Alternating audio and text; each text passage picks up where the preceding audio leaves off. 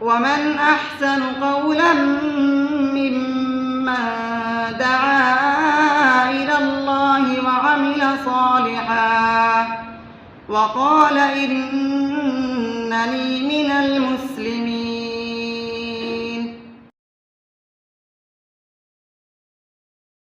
Programme کے ہمارے پہلے مقالہ نگار ہیں فضیلت الشیخ احمد جولم عبداللہ المدنی حفظہ اللہ۔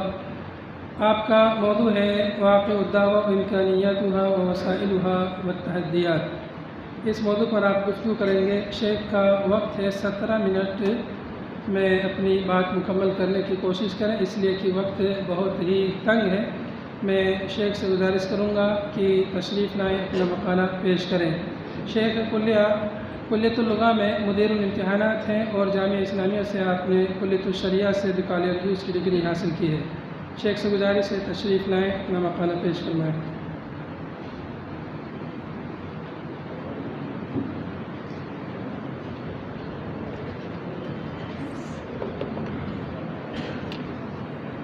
السلام علیکم ورحمۃ اللہ وبرکاتہ۔ بسم اللہ الرحمن الرحیم، الحمد للہ رب العالمین والصلاة والسلام علی سیدنا محمد وعلی آلہ واصحابہ اجمعین، اما بعد۔ سب سے پہلے میں اللہ تبارک و تعالیٰ کا شکر بجا لاتا ہوں کہ اس نے ہم سب کو اس مبارک پروگرام میں شرکت کی توفیق دی۔ اسی طرح میں ان سب لوگوں کا شکر گزار ہوں جنہوں نے اس پروگرام کو قائم کرنے میں حصہ لیا۔ محترم حاضرین، آج کا ہمارا یہ پروگرام کوئی تقلیدی یا روایتی پروگرام نہیں ہے، بلکہ یہ پروگرام ہمارے مقصد وجود کو یاد دلانے والا پروگرام ہے، اور وہ دعوت اللہ ہے۔ دعوت کی حقیقت یہ ہے کہ لوگوں کو جہنم سے بچا کر انہیں جنت کا راستہ دکھلایا جائے۔ اس دعوت کی اہمیت اور عظمت کو چند الفاظ میں بیان کرنا ناممکن ہے۔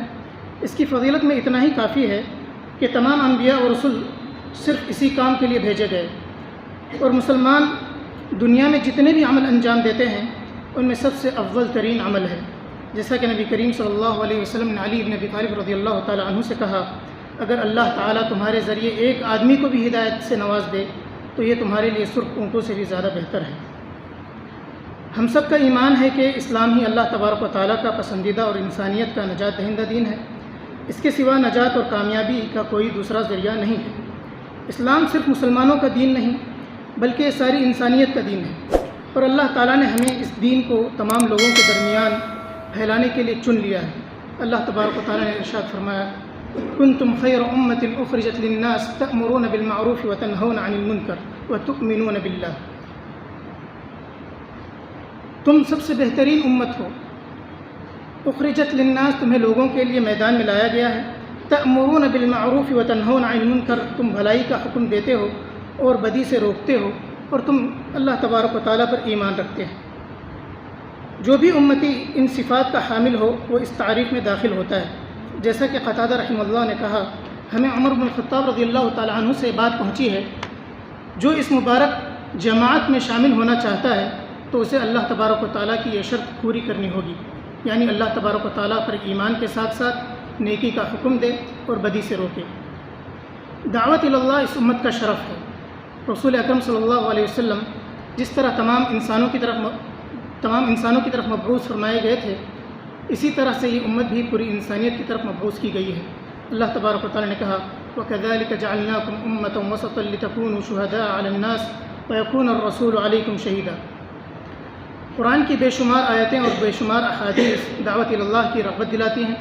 ہر مسلمان اپنے علم کے حساب سے اس میدان میں کام کر سکتا ہے، اپنے گھر والوں، محلہ والوں کو بھلائی کا حکم دے کر یا برائی سے روک کر دعوت کا کام انجام دے سکتا ہے۔ آج بے حد ضروری ہے کہ ہم نیکی اور تقوی پر ایک دوسرے کا تعاون کریں اور اصلاح کے کام میں ایک دوسرے کا ہاتھ بٹائیں۔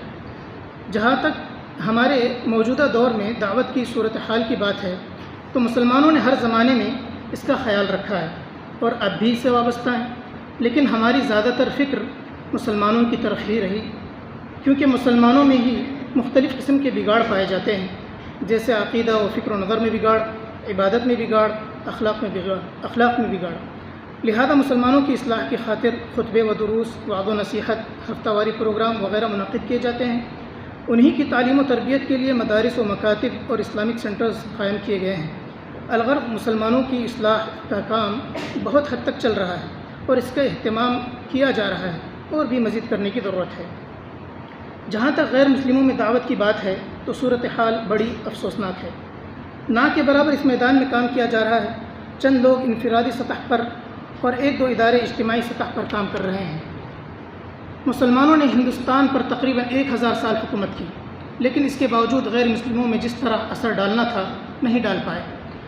انبیاء کرام کی تقریباً 80% دعوت کا کام غیر مسلموں میں کرتے تھے۔ اللہ تعالیٰ نے بتلایا کہ انبیاء علیہ السلام نے اپنی قوموں کو اسی دعوت کے ذریعے خطاب کیا، یا قوم اعبدوا اللہ ما لکم من الہ غیرہ، اور نبی کریم صلی اللہ علیہ وسلم نے بھی بعثت کے بعد سے وفات تک کا اکثر حصہ غیر مسلموں کی دعوت میں صرف کیا۔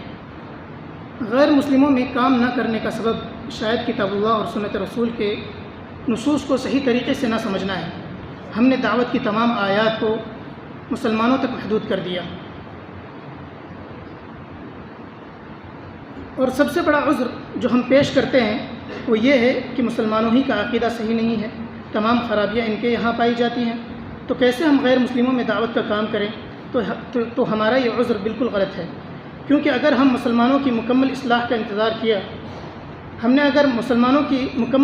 انتظار کیا تو یہ قیامت تک ممکن نہیں ہے، اور قیامت کے دن کفار ہمارے گریبانوں کو پکڑ کر کہیں گے کہ ان کے پاس حق تھا پھر بھی انہوں نے ہم تک نہیں پہنچایا۔ لہذا ضرورت اس بات کی ہے کہ ہم اس میدان کے ماہرین کی ٹریننگ لے کر بذات خود میدان میں اتریں، تاکہ ہم ان لوگوں میں سے نہ ہو جائیں جن کے بارے میں اللہ تبارک و تعالیٰ نے کہا وَمَنْ أَظْلَمُ مِمَّنْ كَتَمَ شَهَادَةً عِنْدَهُ مِنَ اللَّهِ، اور فرمایا إِنَّ الَّذِينَ يَكْتُمُونَ مَا أَنزَلْنَا مِنَ الْبَيِّنَاتِ وَالْهُدَى مِنْ بَعْدِ مَا بَيَّنَّاهُ لِلنَّاسِ فِي الْكِتَابِ أُولَئِكَ يَلْعَنُهُمُ اللَّهُ وَيَلْعَنُهُمُ اللاعنون۔ جہاں تک دعوت کے امکانات کی بات ہے تو ہندوستان میں امکانات باقی ہیں، اور انشاءاللہ ہر زمانے اور ہر جگہ امکانات تا قیامت باقی رہیں گے، بلکہ آج جتنے امکانات ہیں وہ انسانی تاریخ کے کسی دور میں نہ تھے، اور اگر اس کے باوجود ہم سے دعوت میں تقصیر اور کوتاہی ہو تو شاید اس کا سبب یہ ہے کہ ہم دعوت کو ہر ایک کی ذمہ داری نہیں سمجھتے ہیں۔ لہذا دعوت کے تئیں ہماری اس فکر کو بدلنا ہوگا۔ نبی کریم صلی اللہ علیہ وسلم کی سنت میں ہم دیکھتے ہیں کہ نبی کریم صلی اللہ علیہ وسلم نے ہر امکانات و مواقع سے فائدہ اٹھایا، اور اس کی مثال یہ ہے کہ آپ صلی اللہ علیہ وسلم حج کے زمانے میں حجاج اور وفود سے ملاقاتیں کرتے تھے اور ان پر اپنی دعوت کو پیش کرتے تھے۔ آج کا دور رائے کی آزادی کا دور ہے، ہر شخص کو یہ آزادی ہے کہ جس مذہب کو چاہے اختیار کر لے اور جس مذہب کی چاہے اشاعت کرے۔ ہندوستانی آئین بھی اسی طرح کی آزادی ہر باشندے کو دیتا ہے، لیکن آج ہمارے ملک میں ہندوتوا کے نظریے کے پھلنے پھولنے اور پھیلنے کی وجہ سے دعات پر واجب ہوتا ہے کہ وہ دعوت کا کام بصیرت اور حکمت کے ساتھ کرے، کیونکہ ہم اور آپ نے قریب ہی میں دیکھا ہے کہ جو بھی دعوت کے میدان میں مشہور ہوئے انہیں جھوٹی تہمتیں لگا کر قید کر دیا گیا۔ لہذا آج دعات کے لیے ضروری ہے کہ دعوت کے سلسلے میں نبی کریم صلی اللہ علیہ وسلم کے اس طریقے کو اپنائیں جو مکہ کے کفار کو دعوت دیتے ہوئے اپنایا تھا، اس اعتبار سے کہ دعوت سری اور فردی ہو اور اللہ تعالیٰ کی رحمت سے نا امید نہ ہو۔ جب نبی کریم صلی اللہ علیہ وسلم نے دعوت کا کام شروع کیا تو حالات بالکل سازگار نہیں تھے۔ جس کسی نے اسلام کی آواز سنی وہ آپ کا دشمن ہو گیا، اور نبی کریم صلی اللہ علیہ وسلم کو قول و فعل کے ذریعے اذیتیں دیں، یہاں تک کہ آپ صلی اللہ علیہ وسلم کا جسم خون سے لہو لہان ہو گیا، آپ کے دندان مبارک شہید کر دیے گئے۔ انس بن مالک رضی اللہ تعالیٰ عنہ سے مروی ہے کہ جنگ احد کے دن آپ کے دانت شہید کر دیے گئے، اور آپ صلی اللہ علیہ وسلم کے سر کو زخم پہنچایا گیا، اور آپ اپنے سر سے خون کو پوچھتے تھے اور فرماتے تھے وہ قوم کیسے کامیاب ہوگی جس نے اپنے نبی کے سر میں زخم لگایا اور اس کا رباعی کا دانت توڑ دیا جبکہ وہ انہیں اللہ کی طرف بلا رہا تھا۔ عائشہ رضی اللہ تعالی عنہا نے آپ صلی اللہ علیہ وسلم سے ایک دفعہ پوچھا کہ کیا آپ پر احد کے دن سے بھی سخت دن آیا ہے؟ تو آپ صلی اللہ علیہ وسلم کو طائف کا دن یاد کرتے ہوئے فرمایا اے صدیقہ، طائف کا دن مجھ پر بہت سخت گزرا۔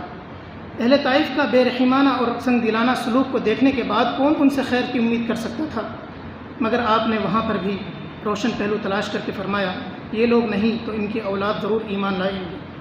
ہر داعی کو اسی طرح ہونا چاہیے کہ ہر حال میں روشنی کی کرن تلاش کرے اور حالات کا رونا نہ روئے۔ اگر دعوت کا خالص جذبہ کسی کے دل میں پیدا ہو جائے تو اس کے سامنے امکانات خود بخود پیدا ہوتے جائیں گے۔ دعوت کے وسائل و ذرائع، دعوت کے وسائل بہت سارے ہیں، ان کے تعلق سے بہت ساری کتابیں تصنیف و تالیف کی گئی ہیں۔ انہی وسائل میں سے بعض کا تذکرہ یہاں کیا جا رہا ہے۔ پہلے نمبر پر قول سے تبلیغ کرنا، زبان و بیان کے ذریعے دعوت و تبلیغ کرنا ہی اصل ہے۔ آپ صلی اللہ علیہ وسلم کی دعوت بھی زیادہ تر قول ہی کے ذریعے ہوتی تھی۔ اللہ تبارک و تعالیٰ نے کہا قل یا ایھا الناس قد جاءکم الحق من ربکم، اور فرمایا قل یا ایھا الناس انی رسول اللہ الیکم جمیعا۔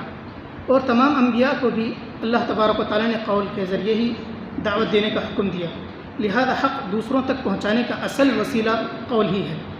قول کے ذریعے پیغام پہنچانے کے بھی کئی طریقے اور شکلیں ہیں۔ ان میں ہندوستان کے اعتبار سے سب سے اہم فردی ملاقات کے ذریعے دعوتی فریضہ انجام دینا ہے۔ اس کے علاوہ اجتماعی خطاب، میڈیا اور سوشل میڈیا کے توسط سے بھی قولی دعوت انجام دی جا سکتی ہے۔ رہی بات فردی ملاقات کی، تو زمانے کی چکا چوند ترقی کے باوجود بھی بہت ہی مضبوط وسیلہ ہے۔ فتح مکہ کے موقع پر جن لوگوں سے شخصی ملاقات ہوئی تو آپ صلی اللہ علیہ وسلم نے ان ملاقاتوں کو دعوت کے اعتبار سے بہت اچھا استعمال کیا، جیسا کہ آپ صلی اللہ علیہ وسلم نے ابو سفیان اور فضالہ کو دعوت دی۔ فردی ملاقات کے ذریعے دعوت دینے کی بہت ساری خوبیاں ہیں، جیسا کہ فردی ملاقات کے ذریعے دعوت دینا آسان ہے، کیونکہ اس میں ویسی تیاریاں نہیں کرنی پڑتی جس طرح خطبہ یا محاضرہ دینے کے لیے تیاری کرنی پڑتی ہے۔ فردی ملاقات کے ذریعے دعوت دینا ہر دور میں ممکن ہوتا ہے، چاہے کتنے بھی حالات سخت ہو جائیں۔ اس پر دشمنوں کے لیے قابو پانا بہت ہی مشکل ہوتا ہے۔ ان فردی ملاقات کا مدعو پر بہت گہرا اثر ہوتا ہے۔ اس کے ذریعے مدعو کی مشکلات اور حالات کا پتہ چلتا ہے، لہذا ان مشکلات کا حل تلاش کرنا بھی آسان ہوتا ہے، جس کے نتیجے میں داعی اور مدعو کے مابین ایک قسم کا رشتہ قائم ہو جاتا ہے۔ فردی ملاقات کے ذریعے مدعو کے ہر سوالات اور شکوک کا بھرپور جواب دیا جا سکتا ہے۔ قول کے ذریعے تبلیغ کی دوسری شکل مختصر کتابیں یا پامفلیٹس کی تقسیم ہے۔ کتابت دراصل قول ہی کی ایک شکل ہے، لہذا قول کا جو کام ہوتا ہے وہی کتابوں کا بھی ہوتا ہے۔ داعی جنہیں قول کے ذریعے دعوت نہیں دے سکتا، انہیں کتابت و تحریر کے ذریعے سے دعوت دے سکتا ہے۔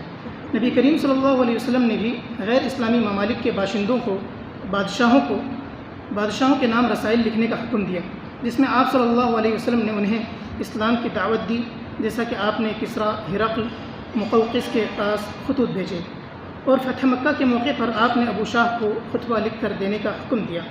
یہاں کچھ باتوں کا خیال رکھنا چاہیے۔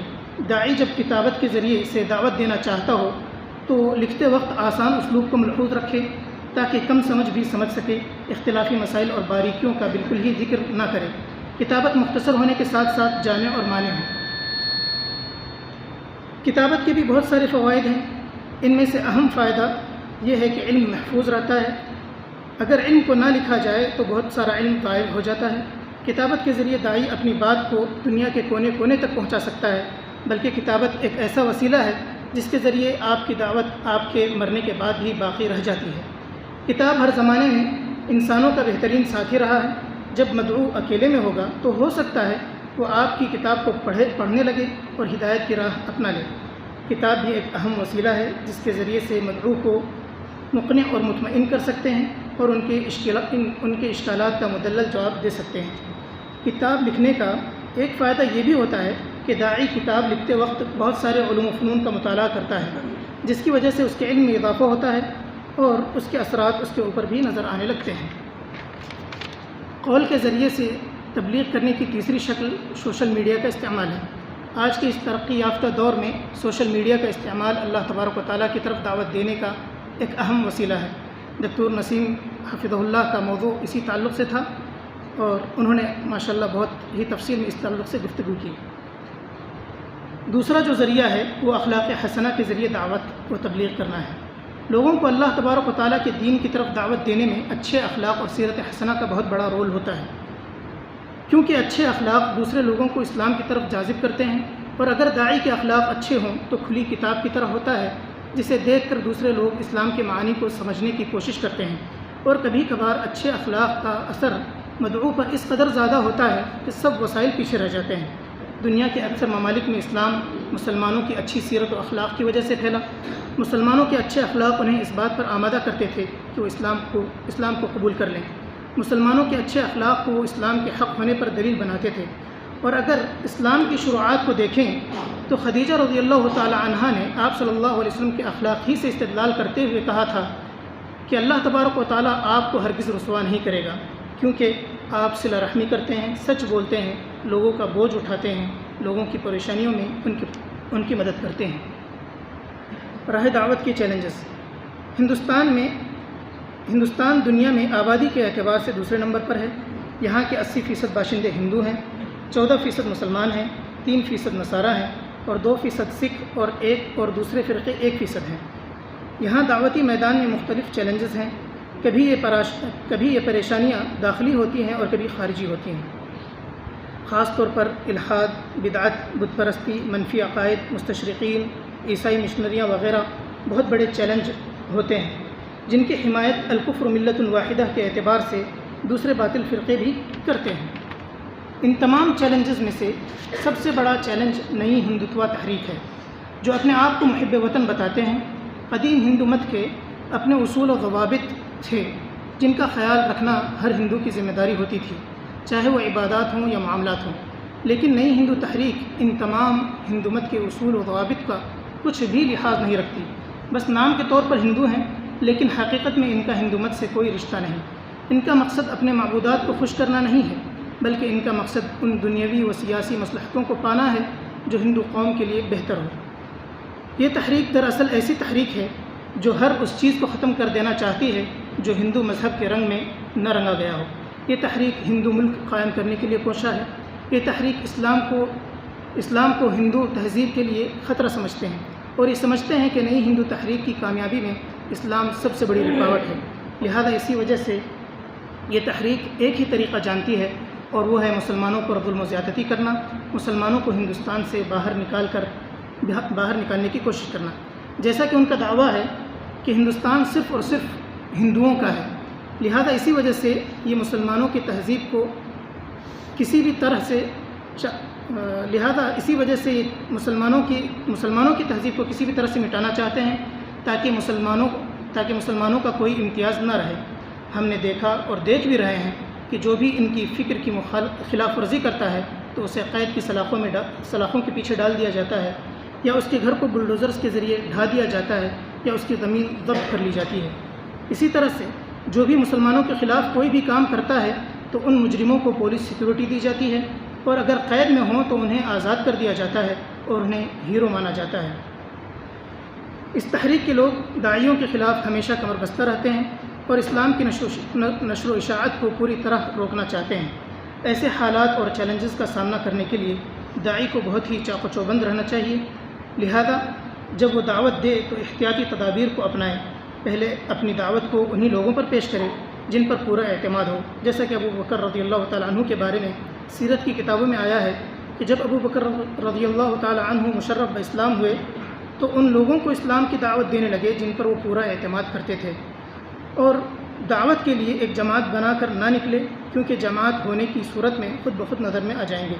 اسی طرح داعی غیر مسلموں سے بھی دعوت دینے میں مدد حاصل کرے، کیونکہ کبھی کبھار داعی اس بات کا محتاج ہوتا ہے کہ کوئی مشرک اس کی حمایت کرے، جو دوسروں کی تکلیفوں کو ان سے دور کرے، جیسا کہ آپ صلی اللہ علیہ وسلم کے چچا ابو طالب قریش سے نبی کریم صلی اللہ علیہ وسلم کی حفاظت کرتے تھے، اور جب حبشہ کے مہاجرین یہ گمان کرتے ہوئے لوٹ آئے کہ مکہ والے اسلام قبول کر چکے ہیں، لیکن معاملہ اس کے برعکس تھا، تو مہاجرین پہلے کسی مشرک کی پناہ لیتے، پھر مکہ میں جاتے یا چھپ چھپاتے مکہ میں داخل ہوتے۔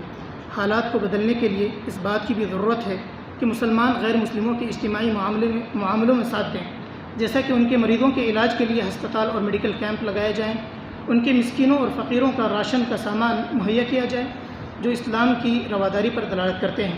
اللہ تبارک و تعالیٰ کا ارشاد ہے، ادفع بالتی ہی احسن فاذا الذی بینک و بینہ عداوہ کأنہ ولی حمیم۔ حاضرین، آج باطل نظریات والے اپنے باطل کو پھیلانے میں دن اور رات ایک کر دیتے ہیں، تو کیا ہم حق والوں کے لیے مناسب ہے کہ میدان چھوڑ کر بھاگ جائیں، یا بعض لوگوں پر بھروسہ کر کے بیٹھ جائیں کہ فلاں اور فلاں دعوت کا کام کر رہے ہیں؟ نہیں، بالکل نہیں۔ ضرورت اس بات کی ہے کہ ہم میں سے ہر شخص اس مبارک کام کو انجام دینے کا عزم کرے اور اپنی طرف سے پہل کرے، اور اگر ہم نے یہ کام انجام نہیں دیا تو اسلام کا نام و نشان ہندوستان سے مٹ جائے گا، جیسا کہ علامہ اقبال نے کہا ہے، نہ سمجھو گے تو مٹ جاؤ گے اے ہندوستانی مسلمانوں، تمہاری داستان تک بھی نہ ہوگی داستانہ میں۔ آخر میں اللہ تبارک و تعالیٰ سے دعا ہے کہ اللہ تبارک و تعالیٰ ہمیں دعوت کا کام صحیح ڈھنگ سے کرنے کی توفیق عطا فرمائے. آمین. وآخر دعوانا الحمدللہ رب العالمین. السلام علیکم.